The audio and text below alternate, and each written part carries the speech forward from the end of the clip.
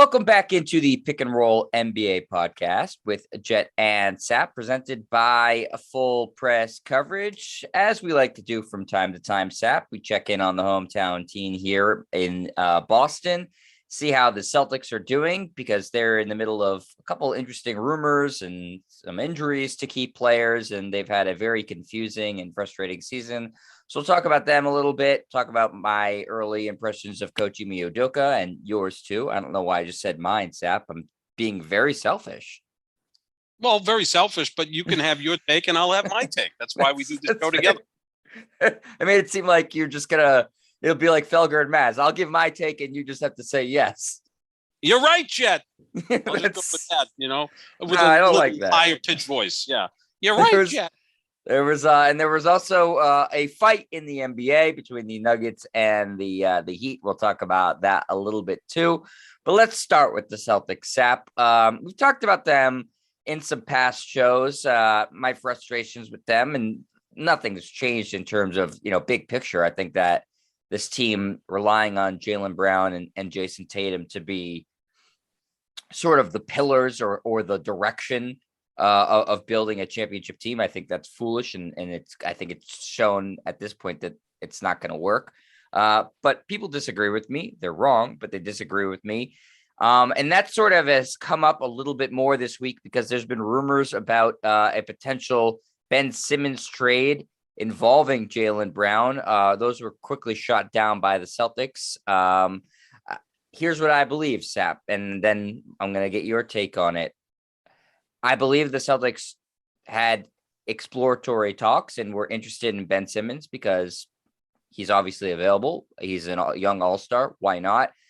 I don't believe for a second they ever offered Jaylen Brown for him because Simmons' value is at an all-time low. Right now, Jaylen Brown's value is higher, so I don't think that ever happened. And it would, if it did, and the Sixers didn't immediately say yes, then the Sixers are idiots, and the Celtics offered that in the first place, then they're idiots.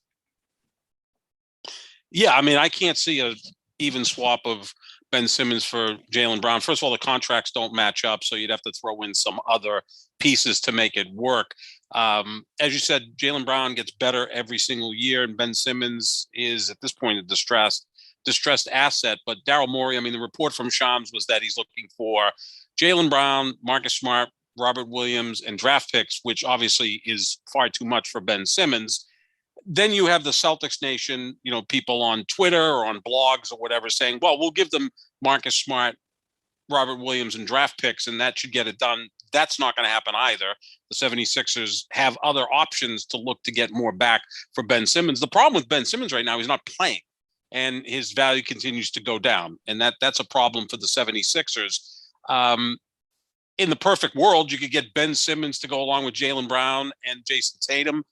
That would give you a heck of a big three. I don't know if it would win a championship because they're all in the same space. They're at the same point in their career. I don't know how that's going to work. Could it just be like Oklahoma City 10 years ago, part two, with Durant, Harden, and Russell Westbrook, and it just didn't work out because you have three guys pretty much the same age who aren't really leaders at this point in their careers, or will they ever be leaders? That's another question you have to look at.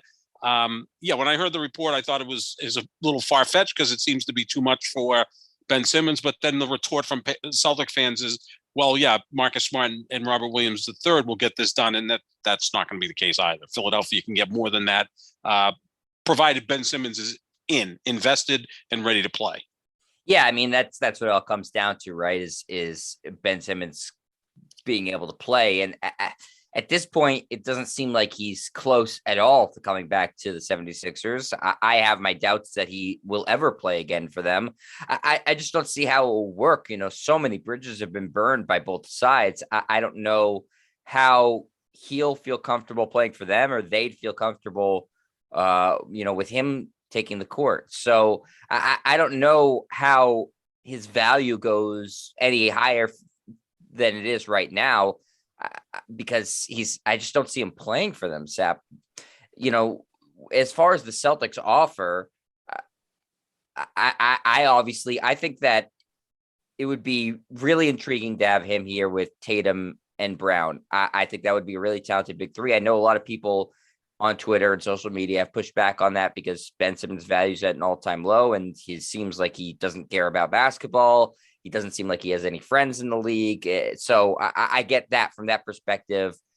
You don't want to bring in somebody like that. That being said, I still believe that he's a very, very talented player. And I think his game fits with Tatum and Brown because he won't be asked to score at all, which I think is perfect for him. But ultimately, I don't see, unless the Sixers really are getting no other offers for him, I don't see how the Celtics would get it done outside of a three-way sort of trade because, yeah, I would like to trade Marcus Smart and Robert Williams and picks for him, but I don't think that is what the Sixers are at all looking for. And I think that trading Jaylen Brown for him would be stupid. Jaylen Brown is the better player right now. He's the more valuable player. So the Sixers asking for Brown plus Williams plus Smart plus pick. I mean, that's insulting. Is it so the case, though, that they could think, the Celtics at least look at this and say that maybe Ben Simmons and Jason Tatum are a better fit than Jason Tatum and Jaylen Brown, even though we think Jaylen Brown is the better player, that the fit is better with Ben Simmons because he's a defender, he's a facilitator, he doesn't look to score as much, and then Jason Tatum could take over as people expect him to do. Sometimes on the court, Brown and Tatum, it just doesn't seem like it's working. And this has nothing to do with if they're friends or if they're not friends. It just is the chemistry on the court. You don't have to be best friends with your teammate, but sometimes it just doesn't work, that their games don't mesh. Maybe that's the case with Brown and Tatum. We're going to get a chance to see Tatum play without Brown for the next couple of weeks because Jaylen Brown has a hamstring issue. So we'll see Jason Tatum as the primary scorer. And if the supporting players do their thing, maybe Jason Tatum all of a sudden finds his game and starts averaging 30 a night. He looked really good in the second half against Dallas on Saturday. There was no Jaylen Brown in that game. And I also think that he was going up against Luka Doncic. And when he goes up against Luka or Kevin Durant or any of the elite players, maybe he just steps up his game and he, goes through down periods when he's facing Toronto or some other team that doesn't have that superstar player. Who knows? We're trying to read into Jason Tatum's mind. That's difficult because he doesn't really say much. He's right. Not exactly an open book. Jason Tatum and Ben Simmons would have the quietest press conference in the history of press conferences. I mean, it doesn't appear that either guy really gets their heartbeat up all that high. I mean, I've thrown out the Ben Simmons for Kyrie Irving. Irving's not playing. Ben Simmons isn't playing. From what I understand, Simmons isn't vaccinated either, but he's willing to get it. So maybe that's something that could happen. And that trade that we talked about, I think 3 months ago, maybe that could happen. Or maybe Philadelphia just wants to move him to the other conference. And there are teams, obviously, that are going to be interested in a talent like that. I've even heard, would Phoenix look at trading DeAndre Ayton for Ben Simmons, because Ayton's having contract issues in Phoenix. Ben Simmons, I think, would fit really well in Phoenix, other than the fact that he once dated a Kardashian, and I believe Devin Booker still dates the same Kardashian. It's the same, yeah, I think it's the same girl. Same Kylie or whatever her name is. She's a billionaire, or I don't know. I stopped watching the Kardashians on E! Years ago. I did watch it before. I'm not kidding you. I'm not making that up. But really? Track. Oh yeah, absolutely. Why not? I mean, they're nice looking girls. But that could be an issue, and it's not like a story out of The Onion. I mean, when the star of the team and the new guy that comes there, had one's dating one of the Jenners, and Ben Simmons dated the same Jenner years ago. That's going to be an issue.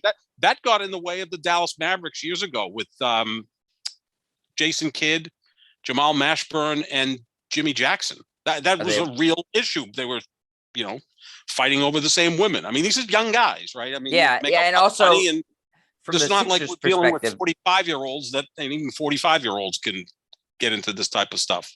And from the Sixers' perspective, is an Ayton Embiid pairing something that they really want? I mean, that's like a straight out of 1993. So we're going to be Ralph Sampson and Hakeem Olajuwon and see what the hell happens. I mean, the best place is Brooklyn because they have a distressed asset who's a headache.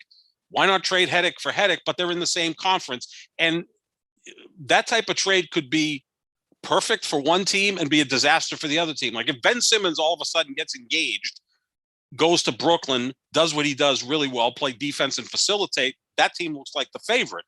If Kyrie goes to Philadelphia and decides he doesn't really want to play, then Philadelphia is giving away Ben Simmons for nothing, and vice versa. Kyrie Irving and Joel Embiid could be an incredible pair. I think they would. I think they'd mesh really well on the court. So that is a trade that is just got all sorts of ramifications. Maybe that's too much for either organization to take that chance. Although Daryl Morey strikes me as a guy that's not afraid to take chances, right? I mean, so I think he's ready, willing, and able. As long as he thinks he's getting value back for Ben Simmons, he'll go ahead and do it.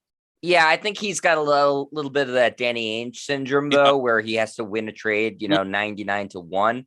That's obviously, right? That was his mentor under Danny Ainge. So he did. Yeah. That's the guy who brought him into the business. So I think that there's a little bit of that. As far as what you said about the Tatum and Simmons pairing potentially working better on the court, the reason I disagree with that is because I think the reason Simmons hasn't worked out as well as it could with Philadelphia is because he can't be asked to be the primary or the secondary scorer. He has to be the third scorer on a team. Yep. So I just look at it as more of the same with Tatum and Embiid. With Tatum playing that Embiid role where Tatum's asked to do all the scoring and then Simmons can't fill in that secondary scorer void. At least Brown, we know, can do that. And Knights Brown is the primary scorer and Tatum is the secondary scorer. So I do feel like whatever team Simmons goes to, the best opportunity he has to maximize his value and maximize his game is to be that third scorer. Then he feels no pressure to have to score. Then, suddenly if defenses sag off of him a little bit, they have to, there's two other guys, they can't just double team another dude like everybody does with Embiid. So I think that that's ideally what the situation is for Ben Simmons. And again, that's why the pairing of Simmons with Brown and Tatum is so intriguing, but the mechanisms to get it done seem far-fetched at best.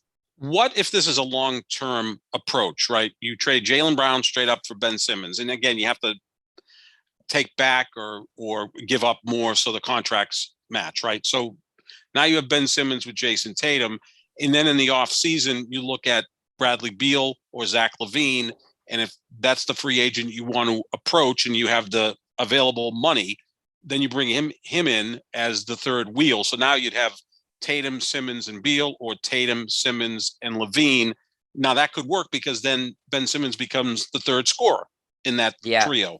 Yeah, so, you better be damn sure that's going to happen. That's the thing. Well, right, because now you've got Ben Simmons with a lot of pressure on him to be a 20 points per game scorer, which he's not. The player and you've just made Philadelphia better. Right, that's the other thing. Is now you get Jaylen Brown, who's you kind of know what Jaylen Brown's going to be. I mean, sometimes I don't know if he's going to necessarily mesh with certain players because, I mean, Jaylen Brown, as good as he is and as much as I like him, is a somewhat limited player. He doesn't really make anybody better on the court. He kind of has blinders on. He doesn't really make anybody around him better. He can go out there and be a guy who scores 25 points per game, play good defense, bust his ass, all of that stuff. He doesn't really elevate anybody around him. Right. And I don't think Jason Tatum does either. Ben Simmons does. That's one of his strengths. So that's also something that you have to look at. Now, the player I've always compared Ben Simmons to is Scottie Pippen. Now, Pippen was also a guy who was most comfortable scoring in the high teens, but when he wasn't playing with Michael Jordan, he could give you 25 a night. But that was a different NBA. You could win a title. Again, we're talking about Michael Jordan. There's no scorer in the league right now comparable to Michael Jordan. So the Bulls could win with Jordan getting you 35 a night, Pippen getting you 17 or 18. They played ridiculous defense. I mean, that's probably the greatest defensive team in the history of the sport. And then other guys would fill in, whether it be Horace Grant or whoever, giving you 10, 12 points, Steve Kerr or Paxson before him. You could kind of cobble together the scoring. Now this is such a scoring league. Ben Simmons can't be your second leading scorer. To your point, Jet, that's a great point. He's more he's better suited to be your third leading scorer, not your second leading scorer. So that's what complicates this. It's tough. This is like trying to pull an inside straight flush, right? Okay, so you trade Jaylen Brown for Ben Simmons, hoping to get Zach LaVine or Bradley Beal. And if that doesn't happen, you're like, okay, you got to get somebody. Yeah, I mean, for me, Sap, if I explore trading Jaylen Brown, which I said this before, I think the Celtics need to take a big swing one way or the other. I don't think Tatum or Brown should be off limits, but in terms of guys that are potentially available, I'd much rather trade Jaylen Brown for Damian Lillard or, Bradley Beal, potentially, if those guys are available, than Ben Simmons, because I at least know what I'm getting there. I'm getting, a guy who can score the basketball. Maybe it doesn't work. Maybe it doesn't work, or it's the same thing as you have now, but at least you took a risk. So, and with Lillard, you're at least bringing in a veteran leader. So if I were to trade Jaylen Brown, those are guys I'd far prefer to trade him for straight up than Ben Simmons. And are we also in a place yet in the NBA? And I think we saw this with Milwaukee winning the title last year, that you don't have to make just outlandish moves. Like, we're not in a situation where LeBron was dominating the East for a decade, or Golden State was dominating the West and the entire league for a half a decade, right? There doesn't appear to be a team out there that is foolproof. So you don't have to try to make crazy moves to catch up to this historically great team, because I don't think there's a historically great team in the league right now. There was for a period of time. Golden State and whatever team LeBron was on in the Eastern Conference, they were dominant. So every move you made was to try to overtake them. You don't have to do that right now. Maybe just sit tight with Brown, Tatum, see how they grow, and try to put pieces around him that work, and maybe give players like Romeo Langford and Aaron Nesmith more opportunity to try to grow, which I think has been an issue with the Celtics. They've drafted these guys 14th overall, and Langford can't seem to stay healthy. But Nesmith, again, you can't bench a guy because he has a bad game. I mean, you got to let these young players kind of play through this and develop them. That's what good organizations do, whether it's the Miami Heat or the San Antonio Spurs, organizations that really develop players, even the Golden State Warriors. We saw that with a player like Jordan Peele, right? I'm sure he had some growing pains in his first pool. He had some growing pains, but now he's elevated into a really nice player. You've got to let these young players develop. You can't put them out there for 26 minutes one night, and then after they're on the court the next game for 3 minutes and they make a mistake, you can't just pull them off and go from there. So my point being, develop these guys. And then that's an issue that maybe the Celtics aren't very good at right now. No, I think that's fair, and I totally get what you're saying, and I agree. You need to give time to guys to develop, and they got to get playing time. But I don't think that looking at what Milwaukee did last year is a blueprint for the Celtics for success, because you don't have a Giannis, and that's the key. That's true. We said coming in the season he's the best player in the world right now. Maybe he is. Maybe he's the second best player in the world right now. I don't think he's any lower than 3. But as good as Tatum is at times, and as good as Brown is at times, they're not Giannis, and I don't think they'll ever be that good because of just the physical skills and the effort that Giannis puts in. I mean, he puts in a unique amount of effort. So I think that, again, I've seen enough of Tatum and Brown to know that no matter who they develop that's on the current roster right now, it's not going to be good enough to compete seriously for a championship. So I think they need to shake things up, unless they feel like, okay, we know we have this free agent coming, Bradley Beal, Zach LaVine, whoever, and we're going to try and see if that will work out. I have my doubts that just plugging in Bradley Beal or Zach LaVine to this team would work, let alone will happen. It seems far-fetched to think it's going to happen at this point. But just sticking with this current roster, or at least the two pillars of Tatum and Brown, and saying, we think we can build a championship contender out of these two guys, I firmly am in the camp of, I don't think that's possible. Yeah, no, I'm with you on that, because the players we've compared Brown and Tatum to are Jimmy Butler and Paul George. Now, they're obviously younger versions of those guys, and you never really felt that a team that had Paul George or Jimmy Butler as the number one guy could win a championship.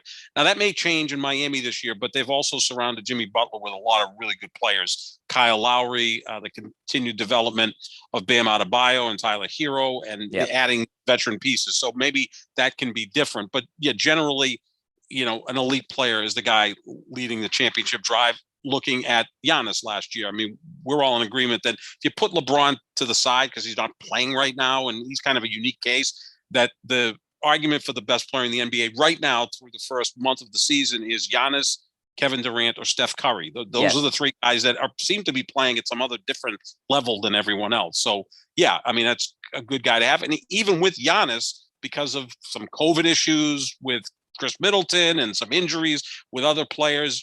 They're even playing sub 500 ball right now, Right. which is nothing to be alarmed about because, again, very short off season. They won the title in July and, 2 months later, they're back in camp. I mean, there's still some unsettled things going on in the NBA with that short off season. I think you can really get back to normal next year when you have a normal off season.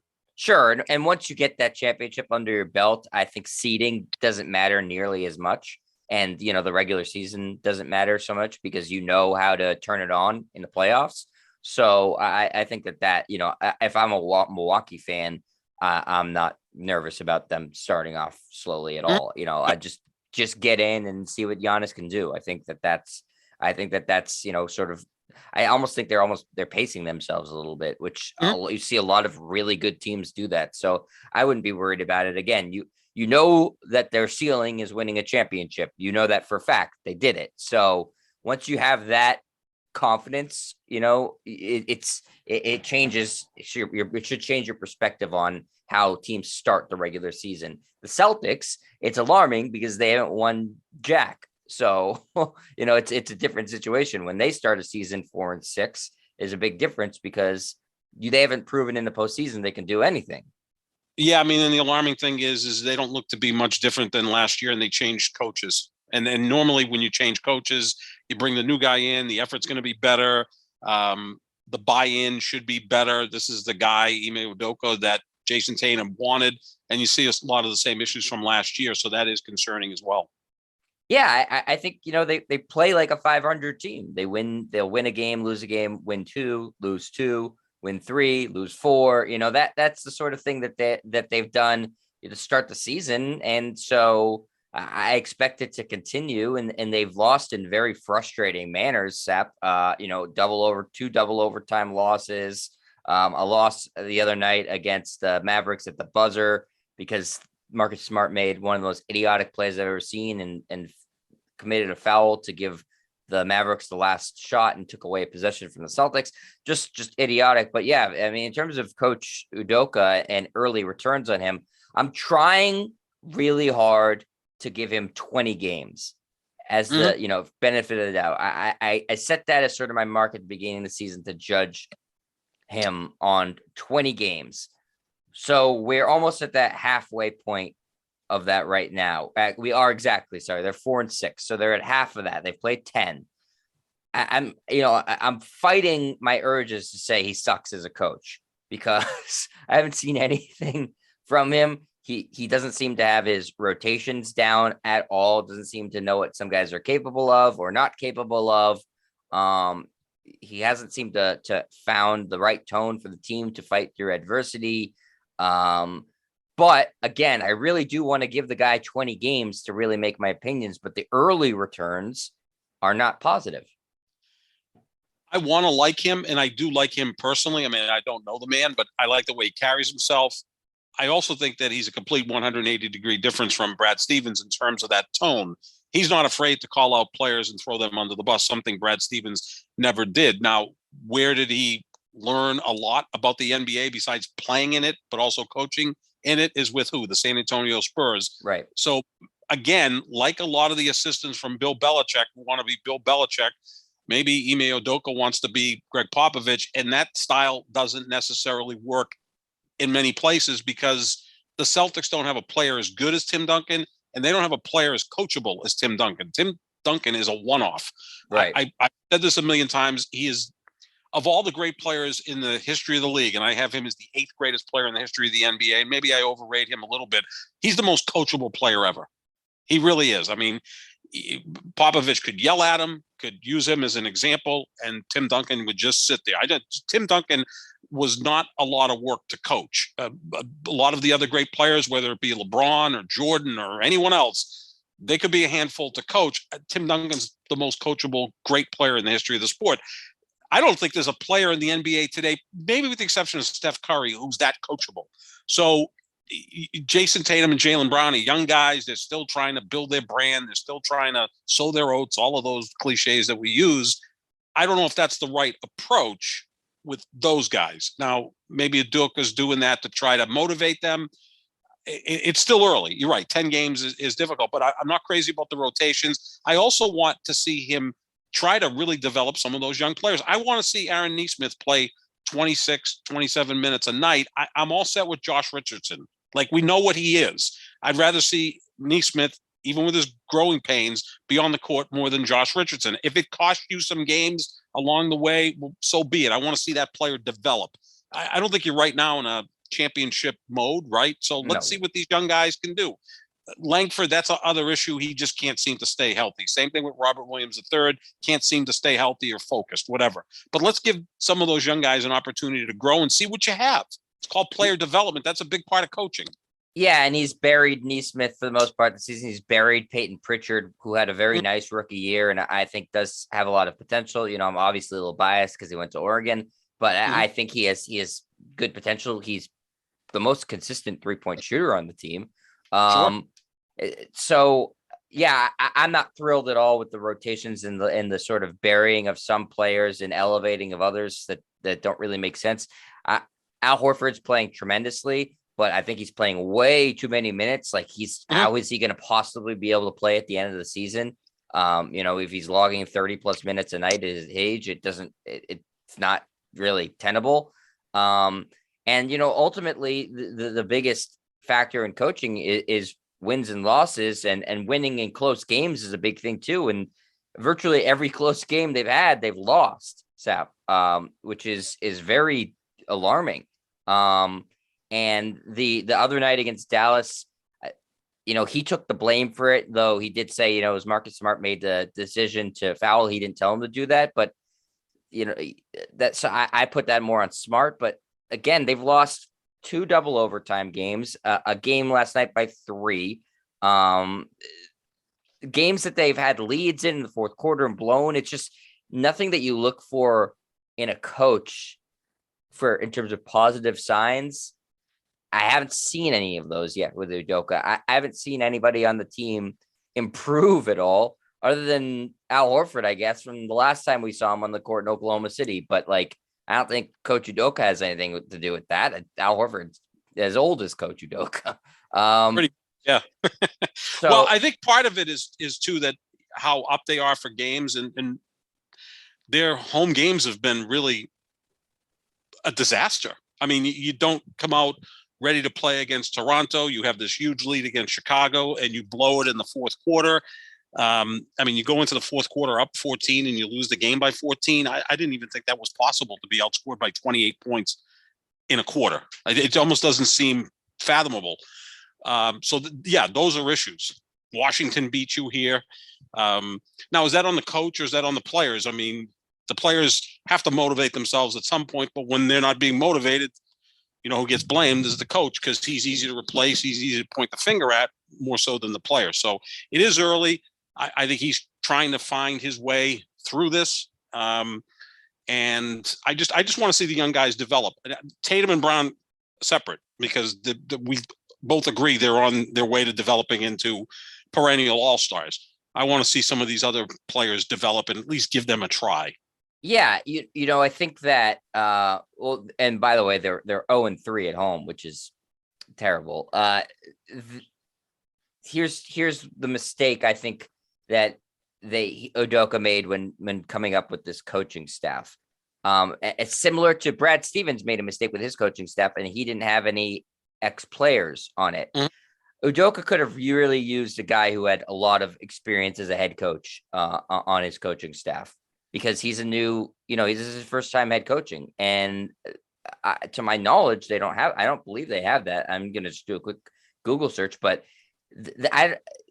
when you're a first time head coach, I know he's been in the league as a player. He's coached for a while under Popovich, but he seems a little lost out there, Sap. I don't know if you're getting that impression. No, too. I get the same vibe. And I think maybe you have, you know, in the mafia, we call it a consigliere, you know, someone who isn't necessarily in charge, but someone who's there to lend a helping hand, whether it be a bench coach in baseball.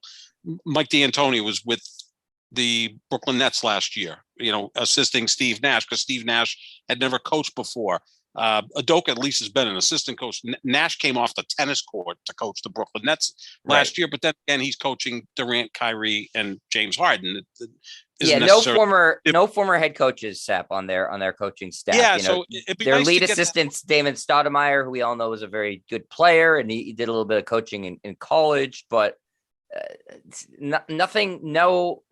No guys who have NBA experience as a head coach, and I think they're readily available, even if they were not a great head coach. Just to have that sort of experience is valuable. So, I think Larry Brown doing this in college? Isn't Larry Brown an assistant coach in college? Yeah, at wherever. I mean, I'm not saying go get Larry Brown. Well, Larry Brown, I think, is one of the. I don't know what he does. He does his own thing. But you know what I'm talking about? That older guy that sits there and sits next to you and said, "It's time to call timeout."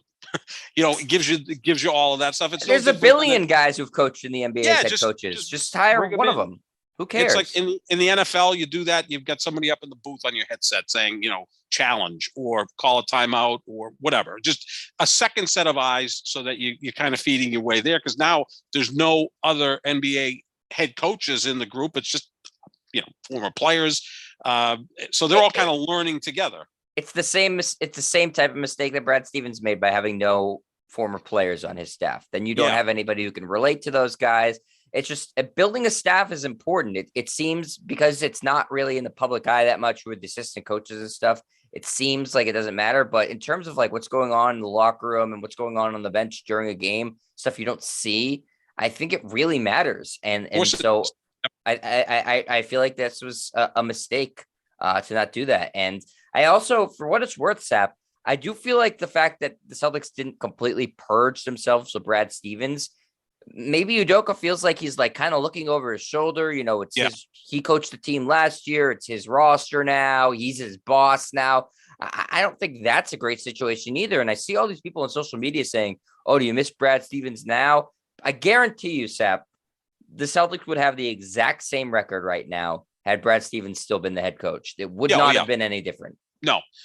I mean, Brad for a while was really good at diagramming plays out of timeouts, and even he wasn't doing that last year. No, I think he had completely lost the team and had gotten as much out of it as possible. It was time to move on. Yeah, I just never have seen a guy essentially get fired as head coach, get promoted to become president of basketball operations. I mean, anybody over on Causeway Street ever heard of the Peter Principle? It's like, you're a terrible vice president, so we're going to name you president. Like, right. What? It just doesn't seem to make much sense. You're not a really good co-host, but let's make you the host of the show. You see what I'm saying?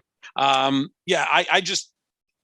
don't know what they're doing. Like I said, are the Celtics are they cash strapped at this point? Because I don't know what these teams' financial situations are, because if any of their businesses are tied to COVID and they lost money, then, that's going to obviously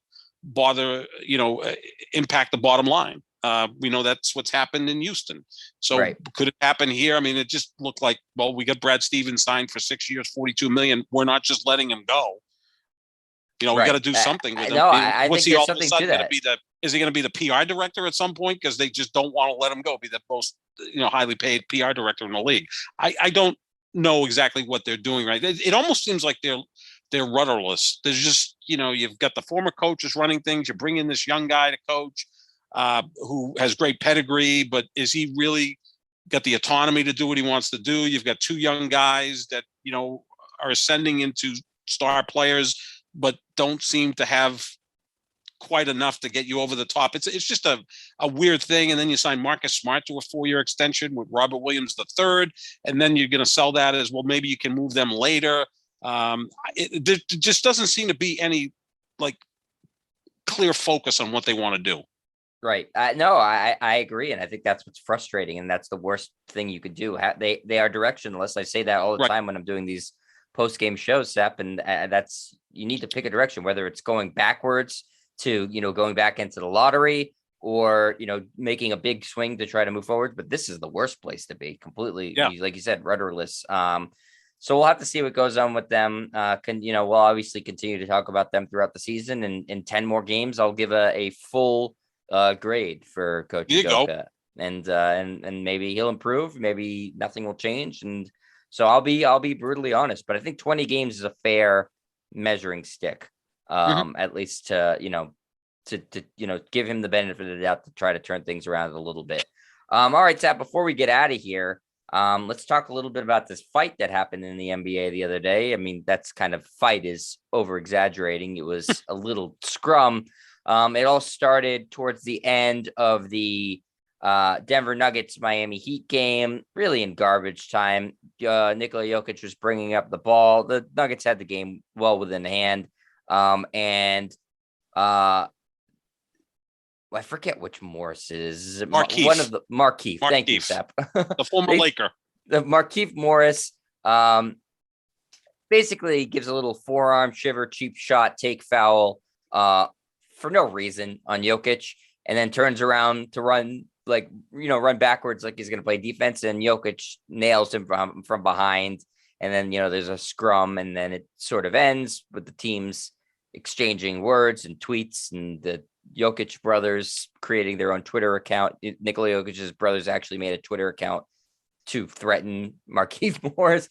So, and they're going to be attending the game in Miami on the 29th of November. They said they bought tickets, which would you be able to just get tickets from your brother, the reigning MVP? Yes, I would think, even though it's an away game. Yeah, it was just interesting to see. I mean, a typical NBA fight, right? One guy's got his back turned, the other guy plows into him, a la Chris Farley from Saturday Night Live.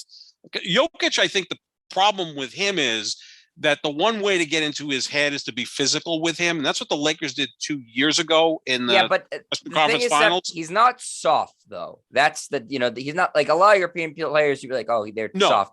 He's a tough dude. Like he doesn't. I don't think he loves to be. Like you said, you can play physical with him. I don't think he loves that, but like he'll fight you. Like he showed that he's not. He will. His although brothers also are really scary looking guys. Oh yeah, if one brother's 7 feet tall, I'm sure the other ones are 6'6" and beyond, and they all kind of play basketball. They got tattoos on their necks and stuff like that. They look like villains out of John Wick. Right, exactly. So that's going to be interesting to see when they show up to the Miami Heat game in Miami. You may see the two brothers going at it with Jimmy Butler and Kyle Lowry, and the perfect team to go at it with them is, of course, the Miami Heat with Jimmy Butler, Kyle Lowry. Markieff Morris is a very chippy guy. PJ Tucker is an enforcer. Sure. So, and the whole culture of the Heat is be tough. So the perfect, foil for the Denver Nuggets. And first of all, what was he doing on the court at that point? It was late, very late in the game, and they're up by 15. Like, pull him. Like, don't put him in any situation where someone's going to cheap shot at him and he's going to retaliate, get a 1-game suspension. Which actually, in the whole discussion is probably a good thing. Give him a game off. He played every game last year, and one of the reasons he won the MVP. So, yeah, NBA fights are useless. But of course, we've seen the documentary on the Malice in the Palace. That was far from irrelevant. But yeah, it's Jokic. That's maybe one way to get into his mind. And Morris was on that Laker team that, Dwight Howard was somewhat in Jokic's mind in the Western Conference Finals. So that's kind of the way to get at him and see how he responds. He just to me, it looked like, the big kid on the playground that all of a sudden everybody wants to take a shot at, and he's just the biggest guy on the court. And finally, when he's fed up, he just like slams into the smaller guy. And then he kind of feels bad about it, but, it just let his frustration out. I can't really blame him, although, Markieff Morris may have sold this, hit the ground, that stretcher came out, he's going to miss a game. Who knows what that's all about? Right. I listened to what the guys on TNT said the last night, Check and Barkley, and I kind of agreed with them. If you're going to start it, which is what Morris did, then, don't then suddenly turn your back and say you're the victim. So I think what the NBA should have done, they only suspended Jokic. They fined Morris and they fined Jimmy Butler too. I think they should have just Morris 1 game, Jokic a game, move on. Because listen, it would have never happened had Morris not started it with a cheap shot. Right. So I'm always going to go with, was the shot by Jokic more severe? Yeah, it was. But at the same time, what did you want him to do? Wait till Morris then suddenly turned around and looked at him and then to shove him? I mean, it was an immediate reaction thing. I don't have a problem with shoving him in the back because he immediately went to shove him in the back. He didn't wait till he turned his back and then shoved him. That was just the first angle at him he got. So Morris is I'm not going to say a dirty player, but he's certainly, like you said, an enforcer. That was a cheap He's shot. a chippy player. Yeah, he's a So chippy. the guy who started it, I'm going to give more blame to. Somebody at Twitter said to me, well, Jokic responded to a misdemeanor with a felony. I don't really think that was the case at all. Like, I think, I don't think either shot was as hard as the other person made it out to be. You love Jokic. I do, but again, I get it. I've been, fouled hard playing basketball before too. And you don't suddenly think, oh, he turned his back, I'm not going to push him now. You see red for a second. So I don't really blame him. And it was a cheap foul by Morris. Didn't he do something last year like this? Didn't he flip out in a playoff game against? Yeah, it's Phoenix. Against Phoenix. Yeah, he flipped out. I mean, so obviously he's got a temper. Yes. And now the book is, let's get under his skin and get him out of his game. I mean, his game is beautiful. I mean, he's a joy to watch. It's like someone carved out some guy from like another era and put him into the NBA today. And he's this giant guy who's a great passer and seems to be playing at his own pace, doesn't it? It's like he's never in a rush to do anything. But that's the book on him. You can't deal with his talent, so let's get inside his head and try to get him out of sorts, and that's the way to go. Yeah, I remember, wasn't he going after Devin Booker or someone on the Suns in the Western Conference Finals or the Western Conference semis last year? So, yeah, that's the way teams – he's going to have to learn with this. Here's the problem, though, Jed. Denver doesn't have an enforcer. You don't want Nikola Jokic getting into these battles and getting suspended or maybe getting hurt and getting his – you need an enforcer. Who the hell's the enforcer on Denver? It's I mean, Jamal Murray, you don't want doing that either, and he's hurt, still recovering from that gruesome injury at the end of last year. Michael Porter Jr. doesn't strike me as an enforcer, and neither does Aaron Gordon. So, you need that type of guy. That's why Miami's got a bunch of them. Oh, yeah. And they're made out of chock full of them. They're like a football team. I mean, they're tougher than the Dolphins down there in South Beach. But their truest enforcer is probably PJ Tucker, because if he gets suspended, it's not going to hurt the team as much if Butler or Kyle Lowry, who both act like enforcers as well, get suspended, or worse than that, get hurt. Someone decides to throw a punch and breaks their hand and is out for 6 weeks. That's, you don't see that very often, but you don't want to see that. So that's part of it. Denver needs kind of a, they need somebody to fight for Jokic, not have Jokic be the guy who's fighting. You don't want your best players fighting. You want, the Celtics had a guy called Jim Luskatoff. That's exactly you know where he went to college, Sap? University of Oregon. Oregon. There you go. In fact, my nephew is friends with his granddaughter. Oh, wow. Yeah, she lives in the area. But maybe he could score one of his old Oregon jerseys for me. Well, I don't think he's longer with us, but maybe we can approach the no, I'm saying you're yes, exactly. Oh, my nephew. Who else has them? There you go. Yeah, exactly. There we go. So we'll work on that. That may be your Christmas present. But that's what he did. ML Carr used to do it with the Celtics. You want Larry Bird getting in fights. Although back in the 80s, I don't want to sound like the old guy, because the 80s was fantastic basketball, in addition to how physical it was. But Bird would actually fight people. I mean, that's, what his mindset was. But you didn't want that. You wanted Larry Bird hurting his hand on Bill Laimbeer's head. Well, in hockey, don't you always have like the third or fourth liner be the guy who fights? Yeah, you don't want Wayne Gretzky or Mario Lemieux getting in fights. Right. I mean, what's the point of that? They got to go in the penalty box for 5 minutes, and they're not fighters. They're not paid to do that. So Denver needs some sort of enforcer who's, if this is going on, he takes care of business. That Jokic doesn't have to fight his own battles. And in life, that's maybe not the right way to do it. It's like, grow up and fight your own battles, but not in team sports, because you don't want to see this guy get hurt or suspended or both. Yeah. No, I think that's a good point, and maybe that's what's been holding Denver back, is that they need one of those enforcer types. So we'll see going forward if there's any more fights, and especially I think everybody will be watching that next game later this month as those two teams meet again. But Sap, that's going to do it for us here at the Pick and Roll NBA podcast with Jet and Sap. As always, we're presented by Full Press Coverage. Make sure you check out our social media at JohnSapp25, at Jet Stryer, for all our opinions on different fights and, whatever's going on in the world of sports or just the world in general. We got you covered there. And if you haven't already seen the show on YouTube, it's on youtube.com/Jet Stryer. If you just want the audio version, it's the Pick and Roll NBA podcast with Jet and Sap. Just type that in anywhere podcasts are found, and you will find us right there. Just download us right to your phone or your computer or your TV. At this point, you can download it anywhere. All right, Sap, we will be back with another podcast. Going to be talking a little bit about Scottie Pippen coming up. So make sure everybody's on the lookout for that. And we will talk to you later. See you, everybody.